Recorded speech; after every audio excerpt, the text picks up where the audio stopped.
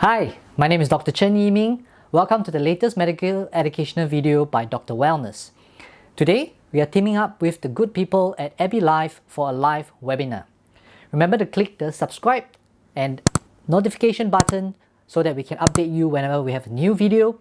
Remember to comment below also if there's any medical topics that you want us to talk about.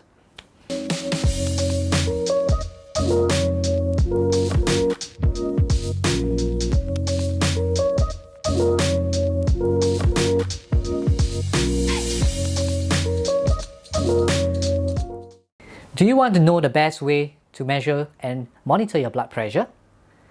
Do you think the blood pressure measured in your doctor's office is the most accurate? Are you aware that medications may not be the only way to treat your hypertension? All those questions and more you will find out in our live webinar with Aby Live. Remember to watch till the end for actually an interactive question and answer session between me and the audience.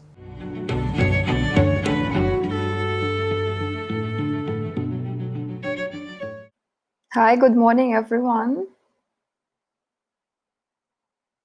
Be nice, say good morning to me. It's Friday, so I hope you're having a great mood. And I'm having here my tea, all cozy and happy to be with you. Let's cheer all together to today's beautiful Friday and upcoming weekend. So today our topic will be rather very important. I think everyone, without exception, should know about high blood pressure and hypertension or hypertension because hypertension has no mercy. At some point in your life, if you don't take care, if you don't monitor your blood pressure, it can happen to you. Hypertension is being known to be a silent killer because it comes without any symptoms, so you don't even know whether you have it or not until the later stage where you can already actually experience some health complications. But I'm not a doctor. We have a doctor today, Dr. Chen from Vita Care Clinic. He's also our doctor on Heart Voice panel of doctors, and as usual you can conveniently WhatsApp him on our number and get a doctor consultation within a few clicks. Dr. Chen, welcome to our Aby show. Yep. Hello, good morning. Hi, can you see me? Yeah, we can see you, we can hear you. All good? Okay. All right. Okay, hi. Good morning, everybody. My name is Dr. Chen. I'm actually a family physician and GP working from my clinic in Punggol Central. Okay, so shall we begin with the presentation? Yep, sure. Okay, let me switch to, yeah. Okay, so you can all see that, right? My slides? Yep, all good. Okay. Okay, so just to share a bit, I'm actually the medical director of Vita Care, and if you all have heard of Clear SK Aesthetic Group, I'm working there as well, and I have my own Fitivate.com health and wellness platform. Today, we are going to talk about hypertension and the benefits of home blood pressure monitoring. Okay, so I guess all of you are in the line of healthcare device, blood pressure device, so maybe this may help. Okay, so what is hypertension? By definition, based on the numbers alone, hypertension is defined as a systolic blood pressure of more than 140 millimeter mercury and a diastolic pressure of more than 90 millimeter mercury. So if you look at your blood pressure machine, there's a top number which is always bigger and a bottom number which is smaller. So when I say systolic, I'm referring to the top number, and when it's diastolic, I'm referring to the bottom number. Okay, it is the single most common preventable cause of cardiovascular disease. So what are the causes of primary hypertension? So hypertension is divided into primary and secondary, of which primary is the biggest group.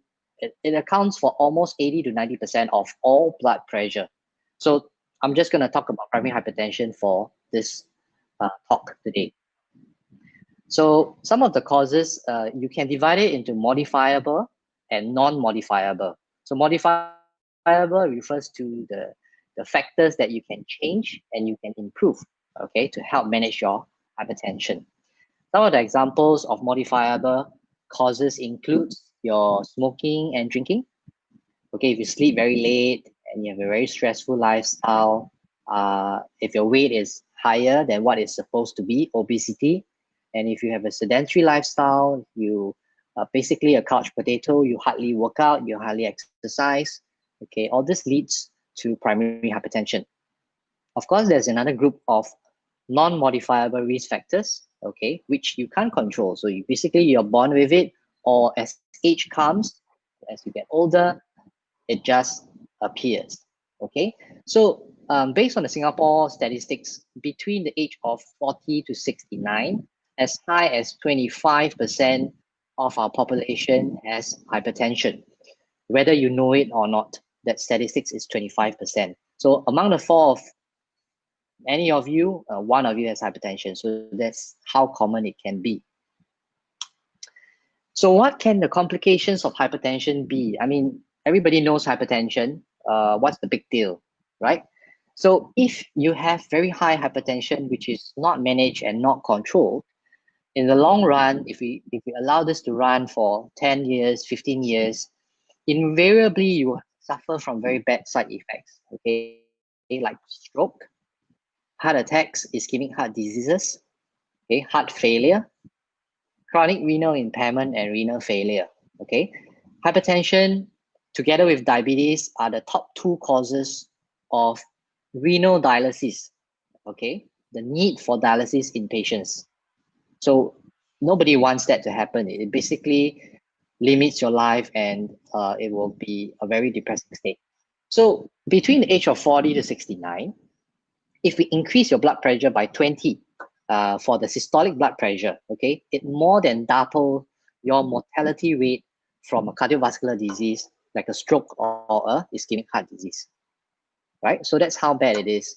And however, I still feel that not enough people out there actually understands the gravity of hypertension and that you should really, really control it well, okay? So I stress again, it is very, very important to treat hypertension. Okay, but before you can treat it, you have to diagnose it first, right? I think a lot of patients, because hypertension really has no symptoms most of the time, 90% of the time there are no symptoms, and diagnosis is actually based on opportunistic health screening or when your doctor pick it up if you're seeing your doctor for other reasons. For example, if you're seeing your doctor for cough and flu, he happens to check your blood pressure and you realize this is high, okay? Or if you're going for a company health screening, the doctor who is seeing you checks your blood pressure and they find that it's high, all right? So most of the time, my own patients and my own experience, nobody comes in and say, I have hypertension. I feel like I have hypertension, you know? It just doesn't happen that way. So please have your screening, and usually I'll advise after 40 years old, okay, for a yearly health screening, which includes a blood pressure taking and some other blood tests. Okay? Yep. Then further forward, I'll just come to this interesting part about diagnosis. Okay? So people always assume that it is actually very straightforward to diagnose hypertension. You put on the BP machine, you press the button, and if you are more than 140/90, you are hypertensive. But is it really that case, right? It's actually not that straightforward, right? Okay, traditionally, say maybe 10 years ago, the diagnosis of hypertension is usually made in the doctor's office with a BP machine, be it a manual pumping mercury or the automated and semi-automated machines that you have now, okay? We use that to make a diagnosis. At the same time, when you are diagnosed and you start the treatment, we use that also as a form of assessment to see if this patient is adequately treated. Okay, but over the years, over the past 5 to 10 years, there are research that has come out which has been telling us that there are potential inaccuracy with taking blood pressure in the doctor's office, okay, with regards to diagnosing and with regards to monitoring. Okay, I'm going to share a bit more. Okay, so this is quite an early paper in 2004, okay, which states that there are a large variability in the office blood pressure measurements, and it tends to overmeasure the patient's blood pressure. Some of the reasons may be white coat hypertension.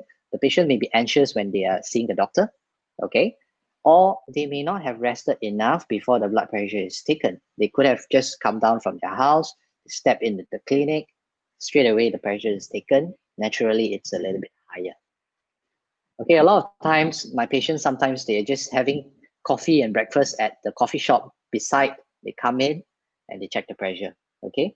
Or they may be outside the clinic having a cigarette, and then after that they come in and the pressure may be high, right? So there are a lot of variability that we can't control, and inherently that is the issue with blood pressure taken in clinic by the doctor. Is there a significance? I think there is a big significance, because if you are going to start the patient on blood pressure medicine, and if you are going to change the blood pressure medicine of a patient based on the reading in the office, which is inaccurate, it is going to be a big problem. Okay. Okay, there's another study in 2011. It actually used 555 patients and split them up.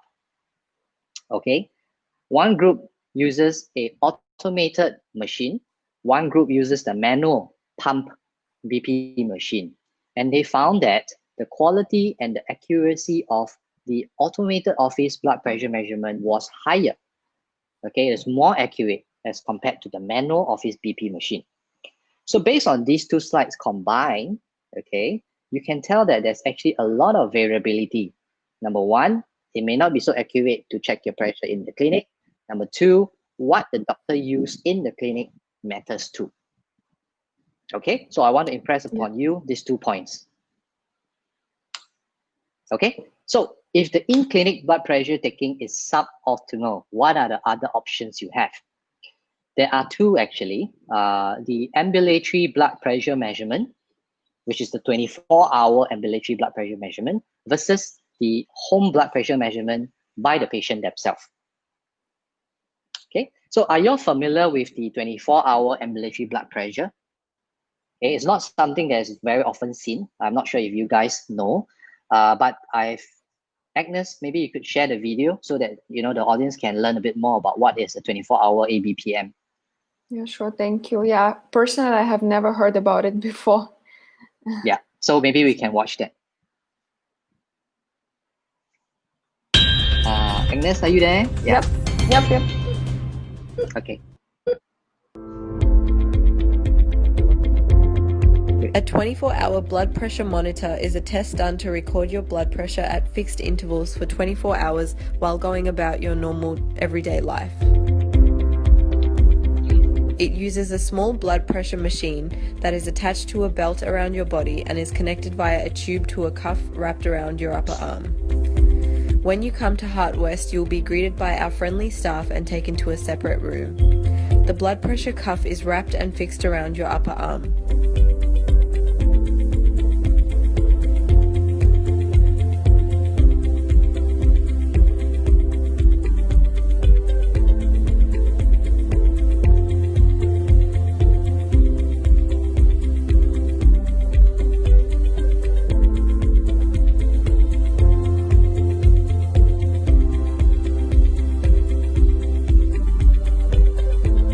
The blood pressure machine itself is attached to a belt around your waist. The machine checks your blood pressure every 30 to 60 minutes. As the blood pressure is recorded throughout the 24-hour period, please do not switch it off at night, as nighttime readings are equally important. At the completion of 24 hours, you can either remove the machine and cuff yourself, or come back to Heart West where staff will take it off. The data will be downloaded later, and a formal report will then be completed by a cardiologist and sent to your referring doctor. Thank you for choosing Heart West.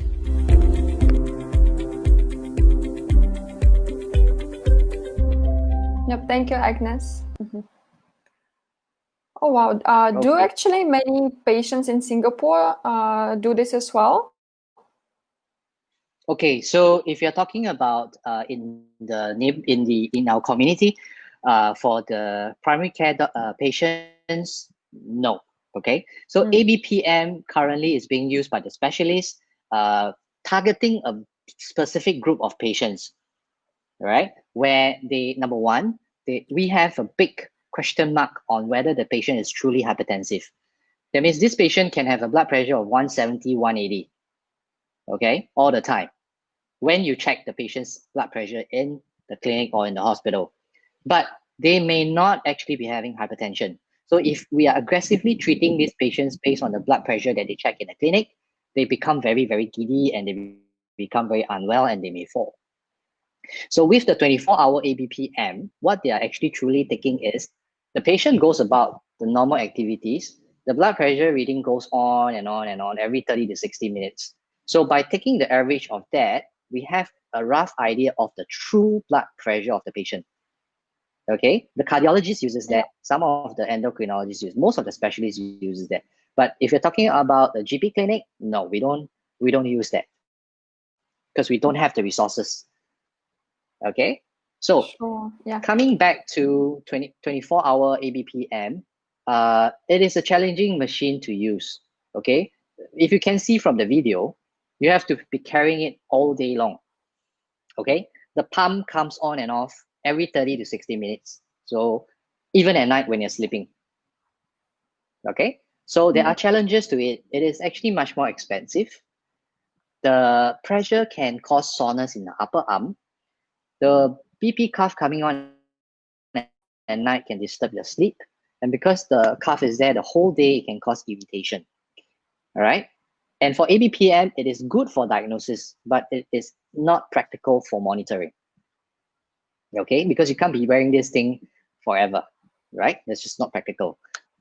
So therefore, ABPM has its challenges, right? But I want to stress that 24-hour ABPM is the gold standard for diagnosing hypertension, right? If I could, I would have one in my clinic and I'll put all my patients on it just for one day to diagnose them and case closed, and I'll start them on medication, right? But it's just tough to actually execute this. Okay, so my point is there are challenges with ABPM.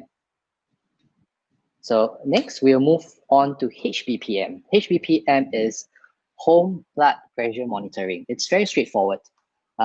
You get your own machine, you stay at home, you check your pressure, you record it down either manually in the exercise book, you can record it in your handphone, or you can put it into your Excel spreadsheet.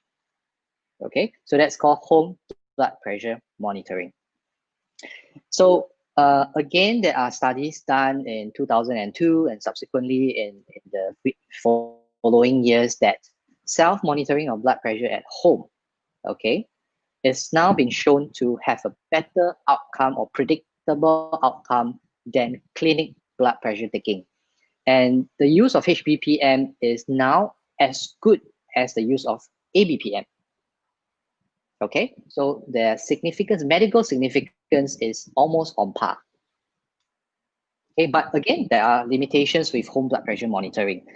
I would say that there are a lot more advantages than its limitations. So I'm still a fan of patient checking their own blood pressure at home.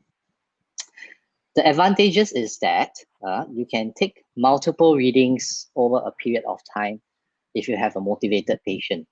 And when the more measurements you take and you average out the results, the more accurate it will be, right? And you can actually avoid the white coat hypertension reaction to BP measurement. So there are actually a very significant group of patients who, upon entering the clinic and seeing the doctors and nurses, the blood pressure automatically goes up. Okay, they may not know about it, they may not feel anxious, but it just goes up. Okay, so home HBPM predicts the cardiovascular morbidity and mortality better than the office blood pressure.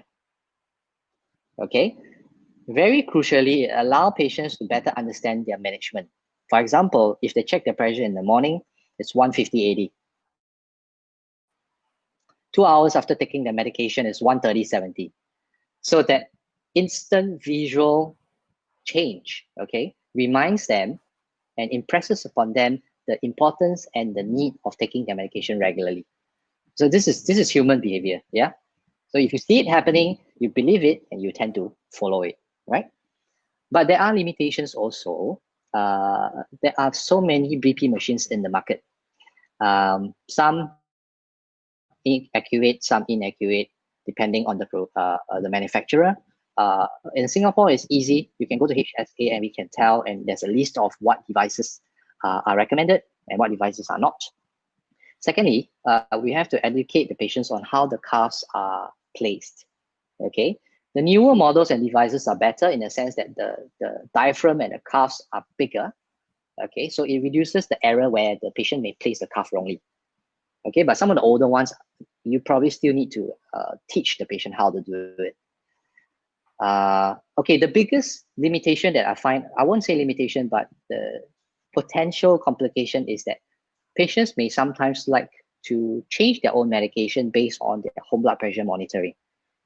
Okay, that is a potential problem. I don't like that to happen, so I always advise my patient not to do it. If they want to do it, please come and tell me, and then we will adjust together. Okay. Yeah, the last limitation that I find is the lack of nocturnal recording, meaning the recording of blood pressure when you're sleeping. Okay, the 24-hour ABPM is able to do that. But the home blood pressure monitoring, you can't do that because you're sleeping. And what is the importance of doing that? There are a group of patients, not a lot, 10 to 15%, who suffers from nighttime hypertension only. If you check the pressure in the morning, they're well. It's normal. When you check the pressure at night, it's high. Okay, it's interesting. And this group of patients are at a higher risk of heart failure, higher risk of complications as well, equally. Okay, so this is one limitation that we see. Okay, next. Yeah, and also, Dr. Chen, I wanted to ask you, what about the recording of the readings? Initially, I also thought this could be another limitation. If I have a traditional device and then I take my readings, and then what do patients usually do? Do they just write down the readings in the notebook? There are okay, yeah. I have many patients with hypertension of varying age groups. Even in the same age group, there are varying receptiveness to IT, right? There are a lot of patients who are still using your pen and paper, which is perfectly fine, but can still see the readings. There are patients who are using Excel. There are patients who are recording it in their handphone. I have about 1 or 2 patients who are using Omron's software to actually record the pressure into their phone. Omron Connect into their phone. Yeah. Okay. So there are varying ways of recording. It all works. It depends on what the patient is comfortable with. Yeah. Yeah, sure. So that's what we are trying to do also at Heart Voices. We are trying to make sure that it's very comfortable for them, and then they don't forget to record, or sometimes they lose this piece of paper. So then they can keep their readings conveniently in Heart Voice app, and what's more, connect them to you. So then you can also assess it. Yeah, so I've always had a vision and a dream. Maybe I can share with you guys. I'm not sure if it's practical, but I believe that every patient should be entitled to their own health card. Okay, a health card has recordings of their blood pressure, their blood test results, their scan results, all available in that same platform, so that this belongs to the patient, and wherever he goes, he shows the medical information that belongs to him. Okay, so no matter which clinic he goes to, everybody has access to that, and I think it's much better for the patient, right? Of course, this takes time to create. So I guess starting with blood pressure, temperature is a beginning, and then we can build upon that. Yeah, definitely. Beautiful vision, indeed. Yes. Okay, so coming back to HBPM, just a little bit of education. There is a NICE guideline, National Institute for Clinical Excellence guideline, recommends that if you want to use HBPM for confirmation of diagnosis, yes, it's possible. The patient can actually self-diagnose themselves with hypertension if they have a machine at home. But there are a few steps that they have to follow. One, for each blood pressure recording, you must take 2 consecutive measurements, 1 minute apart. Okay, the blood pressure should ideally be taken twice a day, in the morning and at night. The blood pressure should ideally be taken continuously for 4 days, ideally for 7 days, of which the first reading on the first day should be discarded and the average value of the remaining days is obtained. So that average gives you the true average of the patient, and based on that, you can achieve a diagnosis. Okay, so everybody can do that at home. Interesting. And then for the morning blood pressure, should we take it before breakfast? It doesn't really matter, but my general advice is you must have adequate rest for at least 5 to 10 minutes. Okay, so I would find that the best situation is you put your blood pressure machine by your bedside. The moment you wake up, before you brush your teeth, before you bathe, or before you clean yourself, you take the blood pressure recording. I find that is the best. Okay, and at night, the same theory applies. You prepare yourself, you put on, for the ladies, put on whatever makeup you want, your cosmetics, your moisturizer. And once you're done, you sit down on the bed, you relax for 5 to 10 minutes before you sleep, you check your pressure again. Okay, these 2 timing I find is truly the best to get the most accurate results. All right. Yeah. Okay, so so I'm actually come to the end. It's a very short sharing session. I will summarize the few salient points of what we have discussed so far. Number 1, hypertension is very, very common, and it must be treated and it must be recognized, first of all. Okay, remember that the gold standard of blood pressure monitoring and diagnosis is still your 24-hour ambulatory blood pressure, but it is not cost-effective for regular and long-term monitoring. So what is the next best option? It would be your home blood pressure monitoring with a HSA-approved blood pressure device. Okay, and lastly, remember that in-clinic blood pressure monitoring has a large variability and it tends to overestimate the blood pressure reading for various reasons that I've discussed just now. Okay, so these are the few points that I think it's easy to bring home and remember. Yeah, sure. And if for some of us it's not that prominent yet, we can share this with our parents as well. Yeah, it's really good information. Thank you so much. Yeah. And as you said, unfortunately, there is not so much awareness still out there, right? You mentioned at the beginning that even though hypertension is very serious, yet many patients somehow don't really take care of it or don't question you about it. So it's at Heart Voice, we're also trying to bring this awareness together with you doctors and educate patients. Yeah, I think education is key.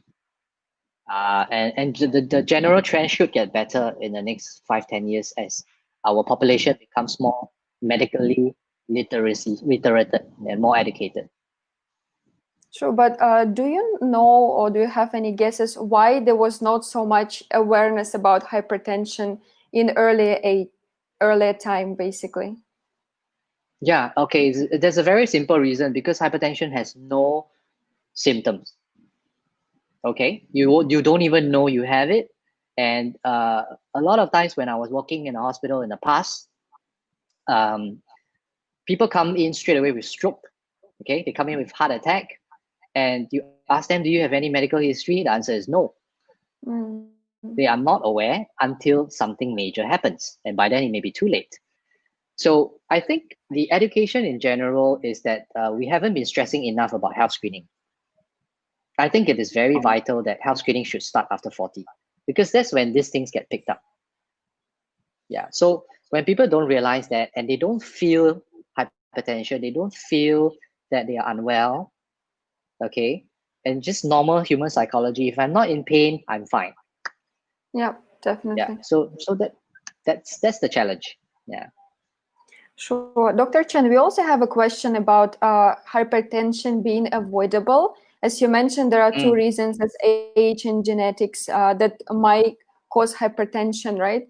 But do we have Yes. hope in older age that we can avoid hypertension? Whether you have Is it the diet hypertension, and exercise?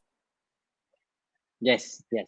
Whether you have Yes. hypertension or not, okay, I think there are definitely ways to avoid all these chronic metabolic conditions like your hypertension, diabetes, cholesterol. It comes in a package, okay, and it's the two biggest reason is lifestyle and stress. Okay, so I think diet is very important. Diet is 60-70% the cause of these things. To avoid this happening, I would suggest that we can take more fruits and vegetables. We cut down on our sweet drinks. We cut down on our colored drinks. Okay, we cut down on our processed food. Okay, everything should be as fresh as you can. Ideally, if you could, you cook yourself, but it's tough. Everybody is busy nowadays. Okay, and go and cut down your proportion of food intake by 30% every meal. Okay, Alright. simple steps, simple little steps. I don't expect this to happen overnight, but you build the practice. Okay. Sure. Secondly, Yeah. I think it is the exercise. It's important, I think. Any form of exercise. Don't ask me what type is the best, but as long as you move, I think it's enough. Definitely. And you do have some patients in more senior age without hypertension, right? It's possible, right? Yes, yes, Yeah. yes. So I even have patients who are senior.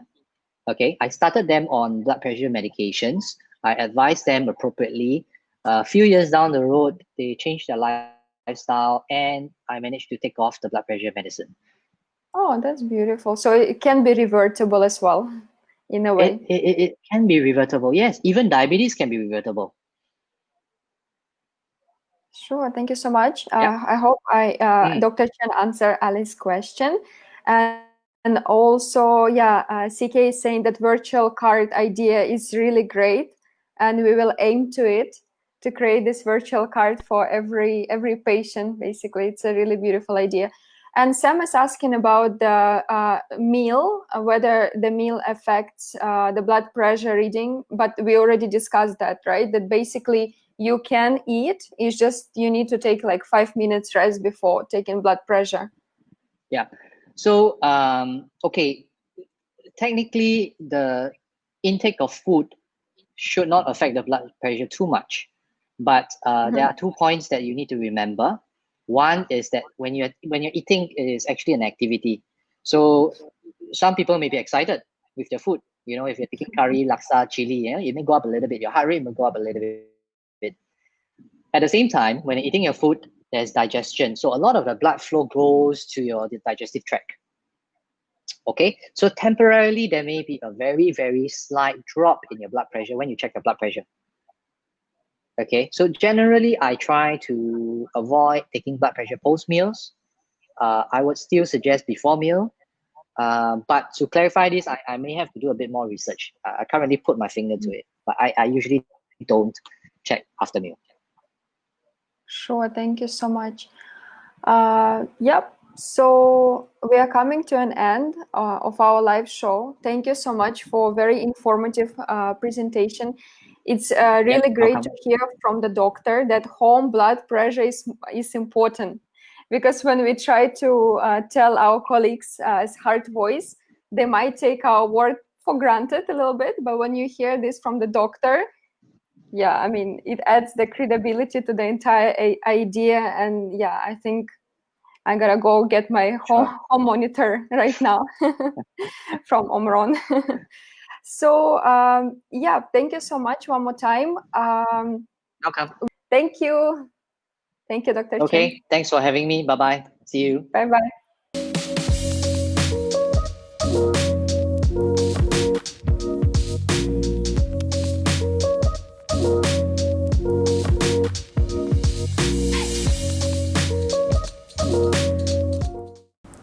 Thank you for watching till the end of the video.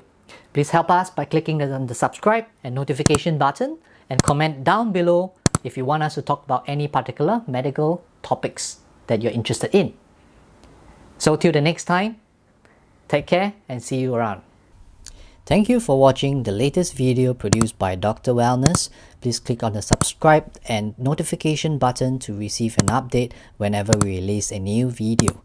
Please also have a look at the rest of our productions. We hope you enjoy the videos and learn something from it.